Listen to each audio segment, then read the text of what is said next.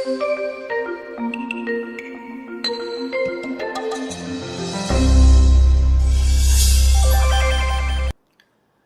na lang problema ng maraming tao, walang pera o kulang ang pera. Kahit pa nga mga relihiyoso, kahit pa nga mga banal, laging may mga issue ng pera-pera. Ang pag-aaral natin ngayon, paano magkakaroon ng kapayapaan dahil meron namang sapat, halimbawa, na mga pangtusto sa pangangailangan. Paano magkapera?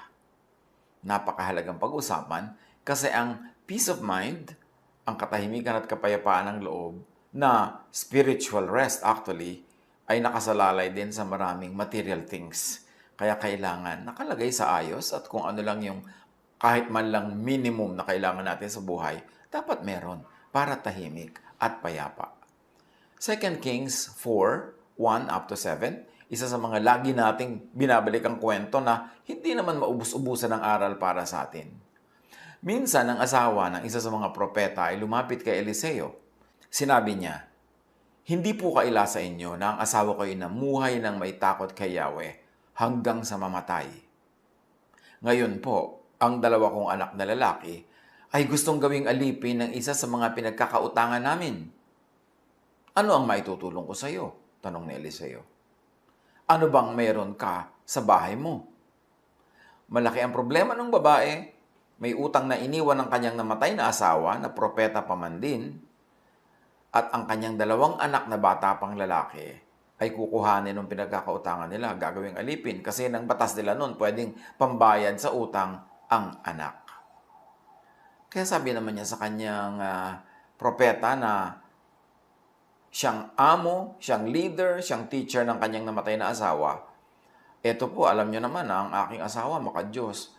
Pero ang dami naming utang at ang mga anak ko magiging slaves pa." So, nagpapatulong siya actually.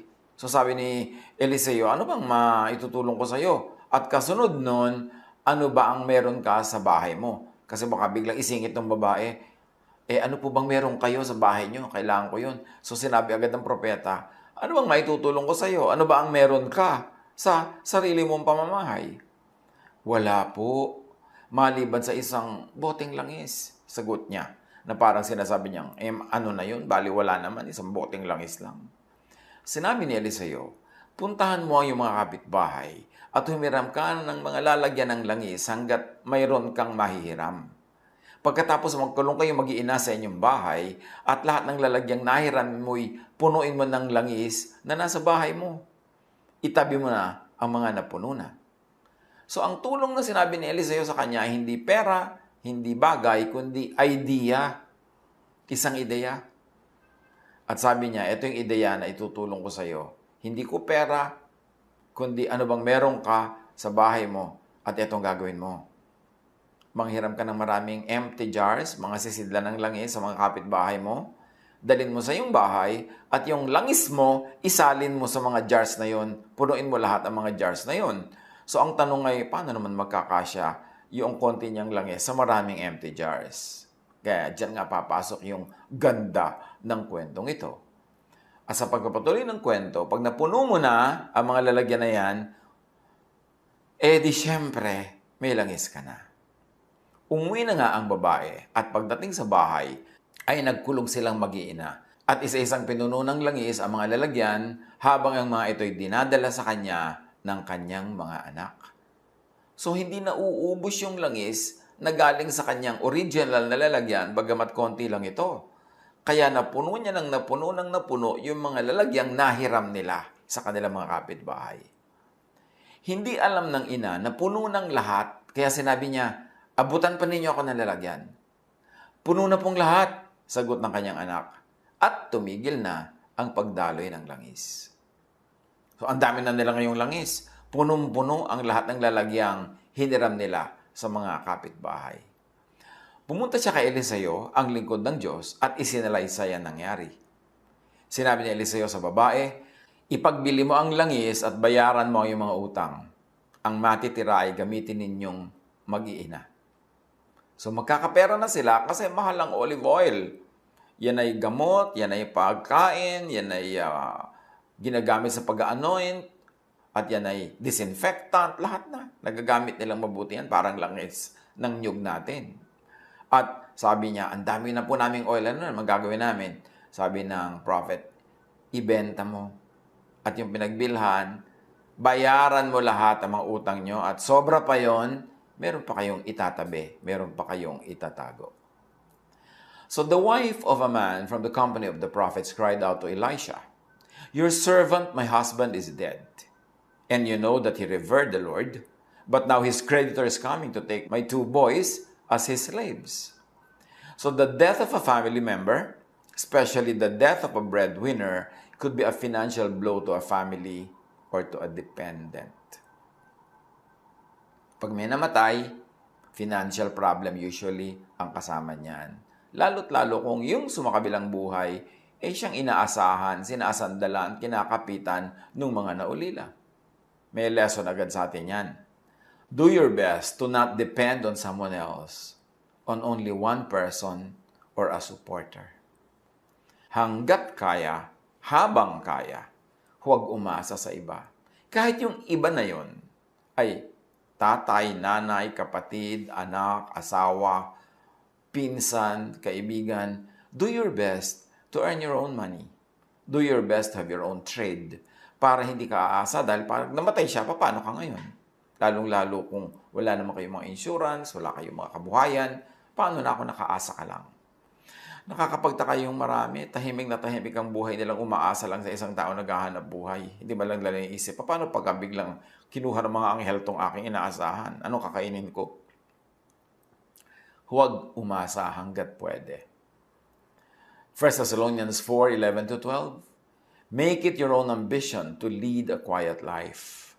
You should mind your own business and work with your hands, just as we told you, so that your daily life may win the respect of outsiders and so that you will not be dependent on anybody. Isang mahalaga na spiritual teaching yan, not to be dependent needlessly. Unless you're too young, too old, or too sick, or you are nag-aaral, o kaya ay meron kang hinihanda, kailangan self-supporting ka para mas secure ka. Do your best to be a more than one income household. Tulad ng buong pamilya na ito, isa lang pinagkakakitaan ng inaasahan, yung kita ng kanilang tatay or husband na prophet. At marami mga pamilya, one income household.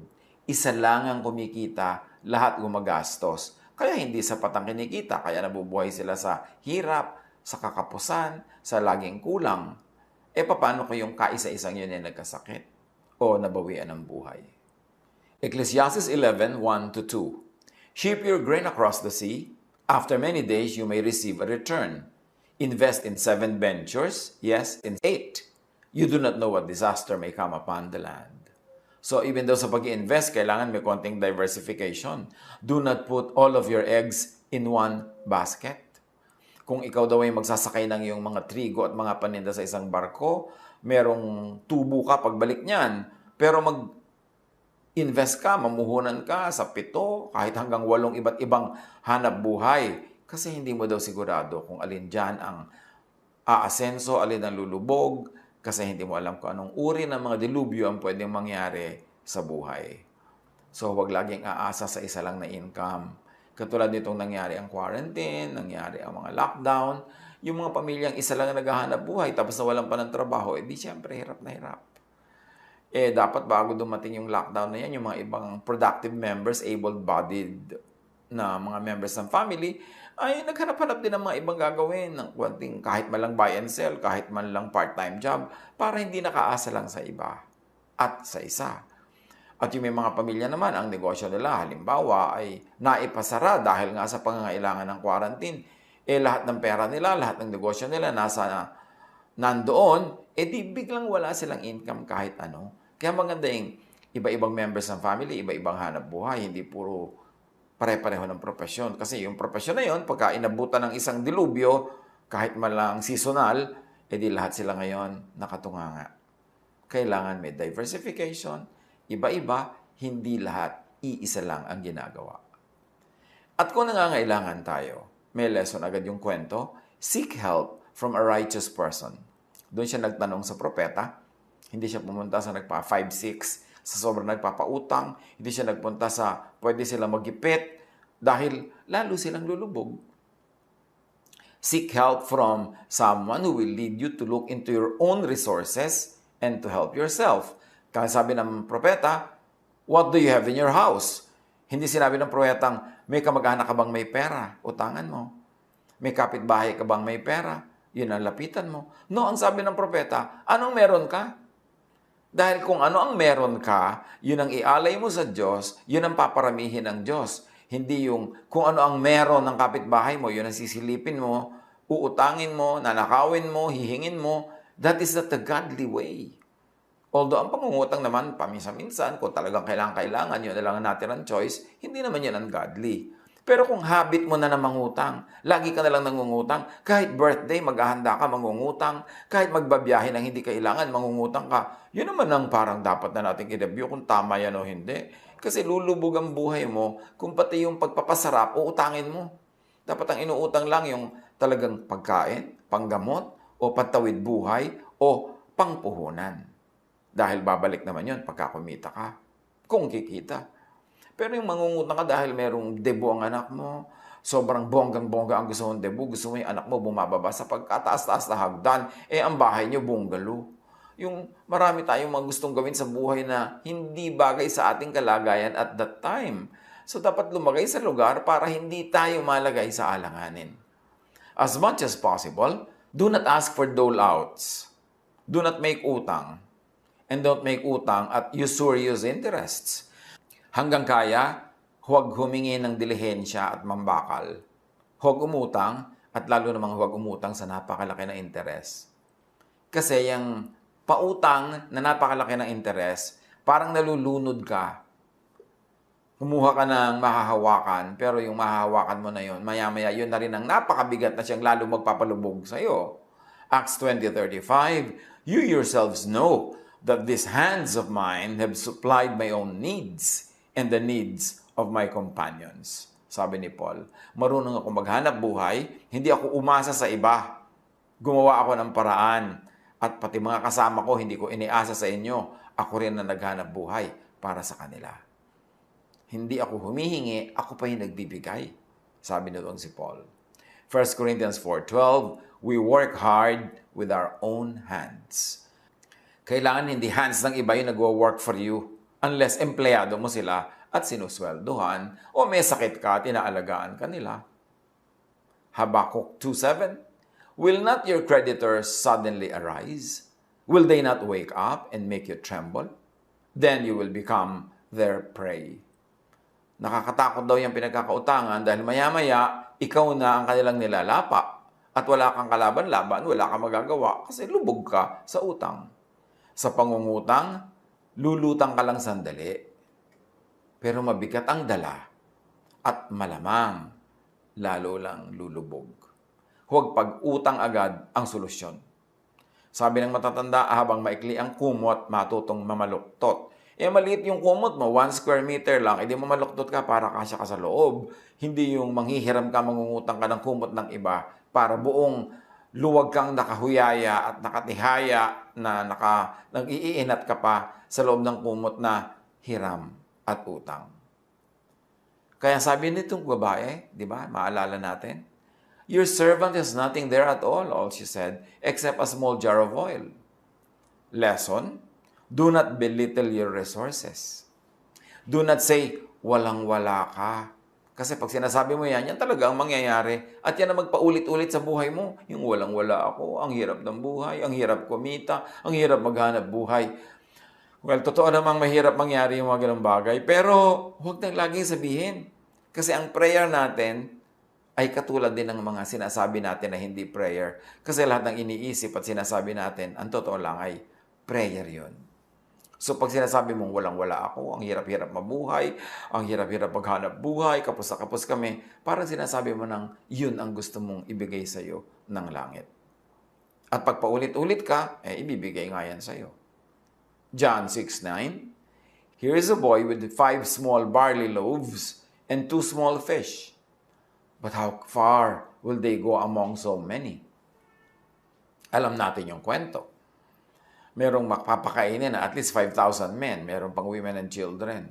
Pero wala lahat baon yung mga tao na yon. Biglang sumunod kay Jesus sa disyerto. Nung oras na ng kainan, gutom na, wala namang makakain.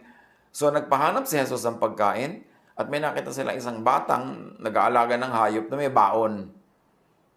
At sabi na, may nakita po kami pagkain. 5 maliliit na pirasong tinapay at 2 isda na maliit din.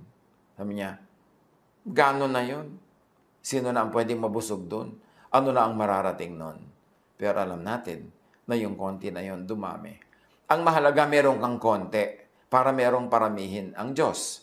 Katulad ng konting oil, pinarami ng Diyos. Pero yung walang-wala ka na isang patak na oil, anong paparamihin? Kahit i-times 100 yan ng Diyos, 0 times 100, 0 pa rin. Kailangan meron ka man lang konti. Kaya mahalaga yung nagsisikap, nagtatrabaho, naghahanap buhay, magpa-part-time man lang, nagba-buy and sell man lang, para meron ka kahit konti na paparamihin ng Diyos. Sa pagpapatuloy ng kwento, Elisha said, "Go around and ask all your neighbors for empty jars. Don't ask for just a few. Then go inside and shut the door behind you and your sons. Pour oil into all the jars, and as each is filled, put it to one side." So may order pa. Nasa kanan niya halimbawang bahagi yung mga walang laman, yung nasasalina na, nasa kaliwang bahagi na, ayos-ayos, walang kalituhan, nakapila yung mga empty jars, ready-ready na nalagyan ng oil. She left him and shut the door behind her and her sons. They brought the jars to her, and she kept pouring. Lesson: if you would ask for help, ask for empty jars, not the oil or the contents of the jars of your neighbors. Kung hihingi tayo ng tulong, ang hingi natin yung hindi sobrang masakit na itulong sa atin ng iba.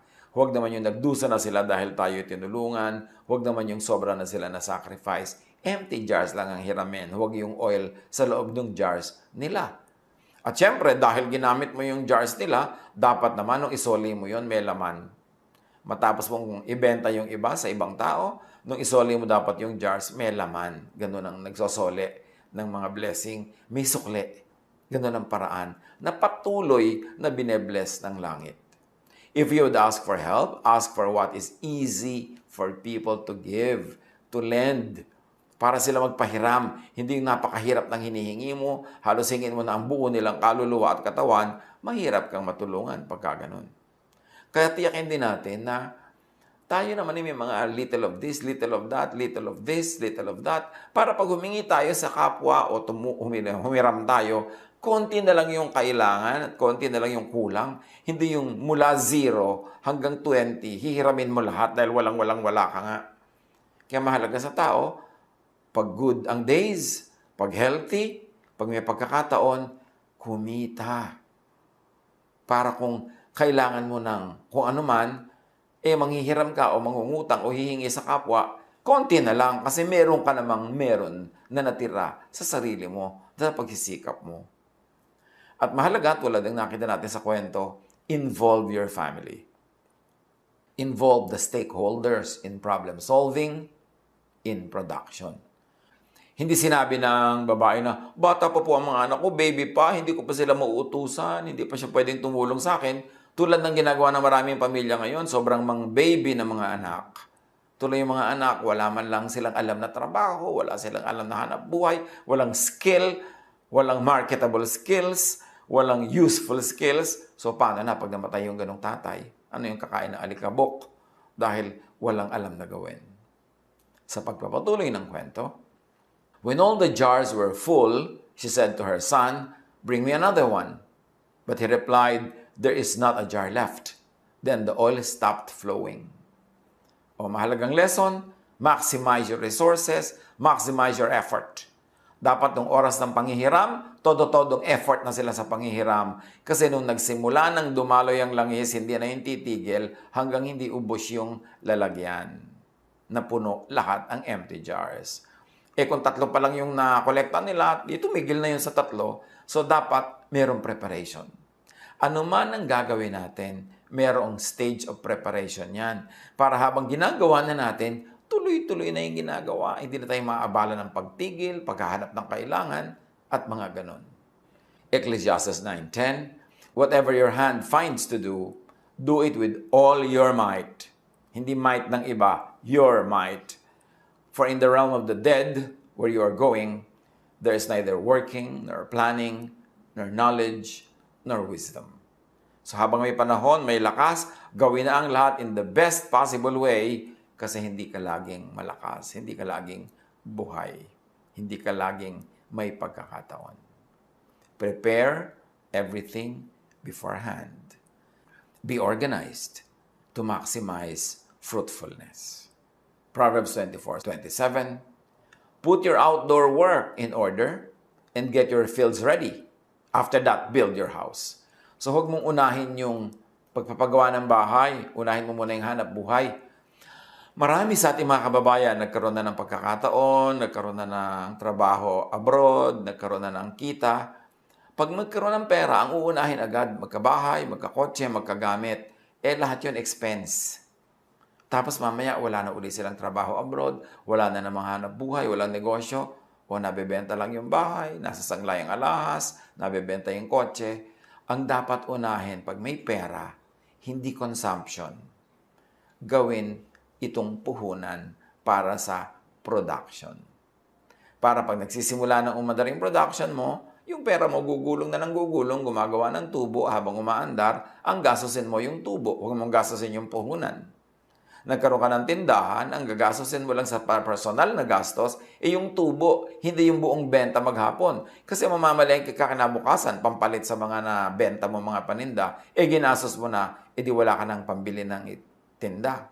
Mauubos ang tinda mo, palit ng benta mo, hanggang magsara ang tindahan. Dapat discipline. And we should take note, God gives and sets limits. Tulad nun, nagbigay ang Panginoon ng pagkakataon na sila ay magkaroon maraming oil, pero may limit na ibinigay ang Diyos, yung dami ng mahihiram nilang empty jars. Kung maraming jars, maraming oil. Kung konti lang ang jars, konti lang ang oil. Kaya mahalaga yung preparation nila ng hiram bago nagsimulang magbuhos, magsalin. Ecclesiastes 4:8, there was a man all alone. He had neither son nor brother. There was no end to his toil, yet his eyes were not content with his wealth. For whom am I toiling, he asked, and why am I depriving myself of enjoyment? This too is meaningless, a miserable business. So dapat ang pagsisikap din ng tao may hangganan. Kahit na kumikita ka ng marami, may hangganan din yan para ma-enjoy mo naman yung kinita mo. Hindi hanggang mamatay ka na, hindi ka na tumigil kakikita, hindi mo na-enjoy ang kinita mo. So meron ka rin dapat limit sa pagtatrabaho, limit sa extent, sa length, sa depth ng work para may time ka to enjoy the fruit of your work. Numbers 8:25-26. But the age of 50, they must retire from their regular service and work no longer. They may assist their brothers in performing their duties at the tent of meeting, but they themselves must not do the work. This then is how you are to assign the responsibilities of the Levites. So pati yung mga Levites, mga priestly classes, meron silang retirement age. At sa panahon nila noon, 50. For whatever reason, hindi naman natin kailangang kopyahin yun. Pero noon, ang mahalaga, may limit din ang active work. Nilalagyan natin na hangganan ng lahat para habang kailangan natin at kaya natin, todo tayo magtrabaho, pero merong araw at may oras at merong season ng pahinga. Know when to stop. Isang lesson yan dito sa istorya ng mga langis na ito. Nung wala nang lalagyan, tumigil na ang langis at hindi na nila pinilit, tumigil na rin sila. Sa buhay, kahit productive ang ginagawa natin, do not overextend yourself, your helpers, or your team, or your project. Maganda man ang project, may panahon na tama na. Kahit ang ganda-ganda ng kita mo abroad, may panahon na tama na, uwi na. Kahit na napakarami mo pang bunga na pwedeng magawa, tama na, mag-enjoy ka naman o magpahinga ka naman. Do not be greedy. Proverbs 13:11, dishonest money dwindles away, but whoever gathers money little by little makes it grow. In Ecclesiastes 5:10, whoever loves money never has enough. Whoever loves wealth is never satisfied with their income. So don't be a lover of money. Be a producer of money, be a maker of money, be a spender of money, be a giver of money, but do not be a lover of money. Put your money to work. Do not work for your money. Meron mga tao, marami nang pera, hindi mo lang mag-employ ng mga assistant, ng mga kasama sa bahay, hindi mo lang mag-enjoy ng masarap na pagkain o magandang environment, tapos mamamatay na lang sila, sino makikinabang sa kanilang pinaghirapan? 1 Timothy 6:10, for the love of money is a root of all kinds of evil. Some people, eager for money, have wandered from the faith and pierced themselves with many griefs. So yung kwento, malapit na tayo sa ending. She went and told the man of God, and he said, go, sell the oil and pay your debts. You and your sons can live on what is left. Ganun na lang karami ang oil na dumaloy mula sa konti nilang oil sa kanilang maliit na sisidlan into so many bigger and empty jars na pwede na nilang ibenta yung mga oil na yun, mababayaran na lahat ng utang, hindi na magiging slave ang anak, at may natira pang marami para ikabuhay nila sa mahabang panahon. Lesson? Yung babae, matapos dumating yung oil sa buhay niya, ang daming kabuhayan, report to your benefactor. Nag-report siya sa propeta.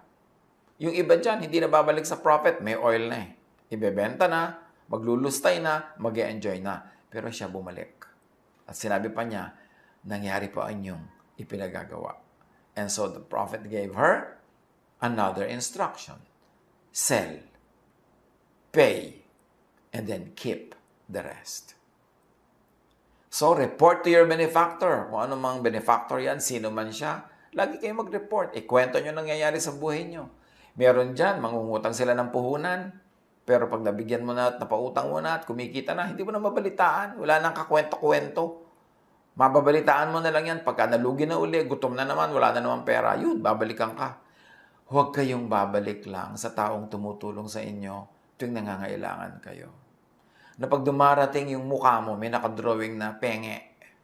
Pengeng pera, pengeng ganito, pengeng ganon.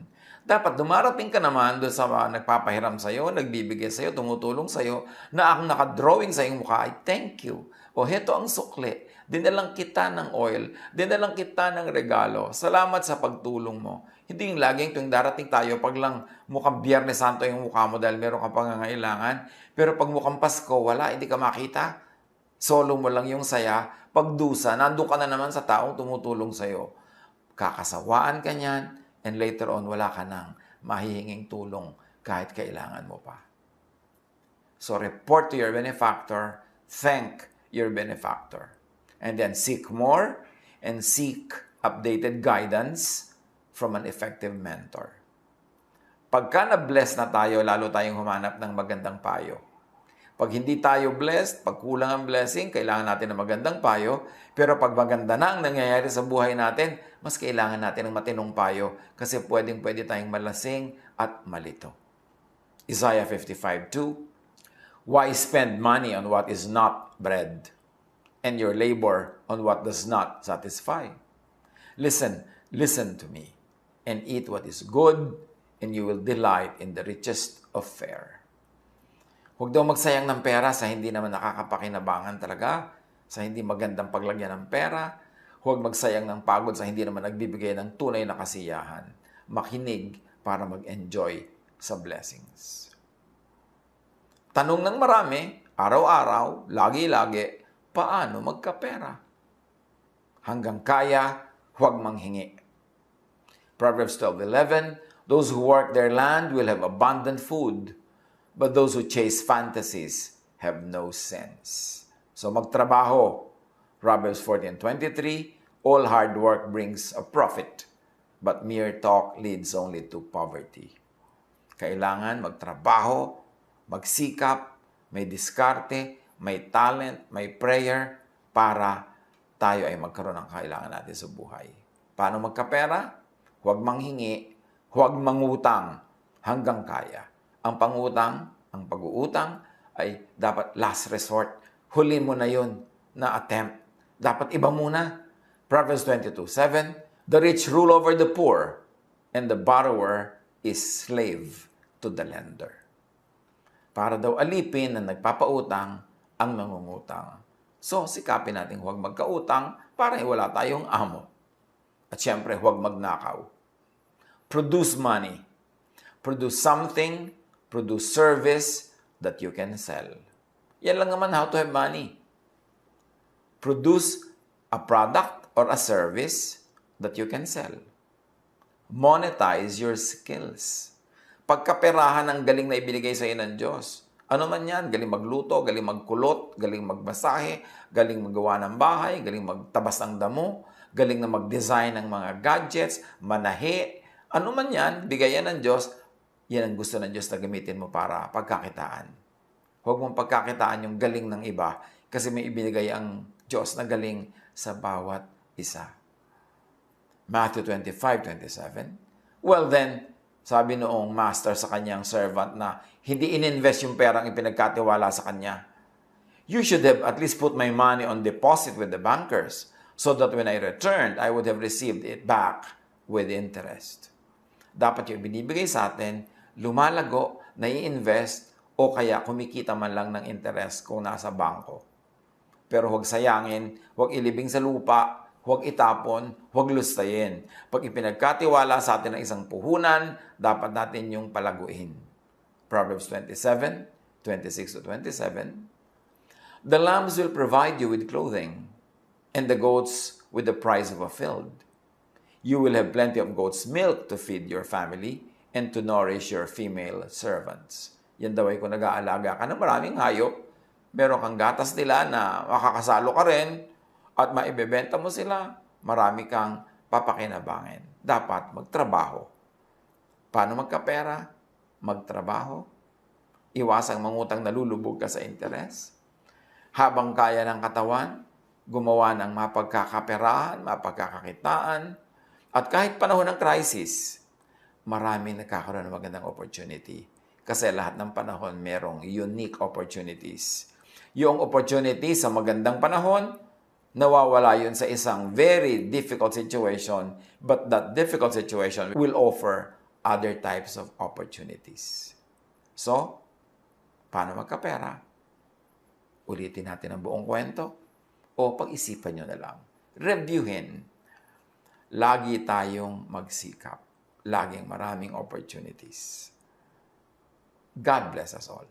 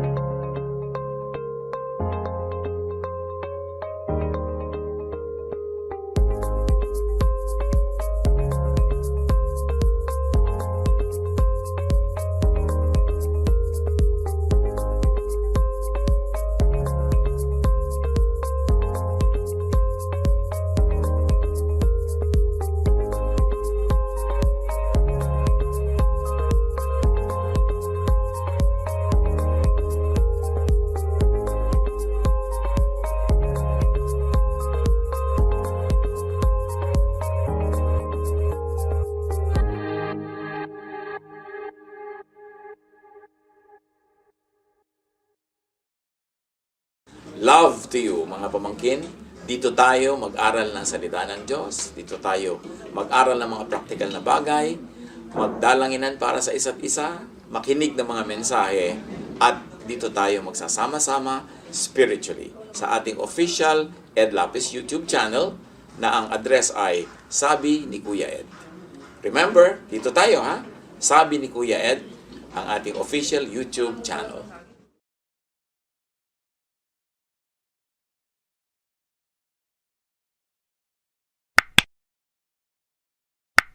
Do not forget to subscribe.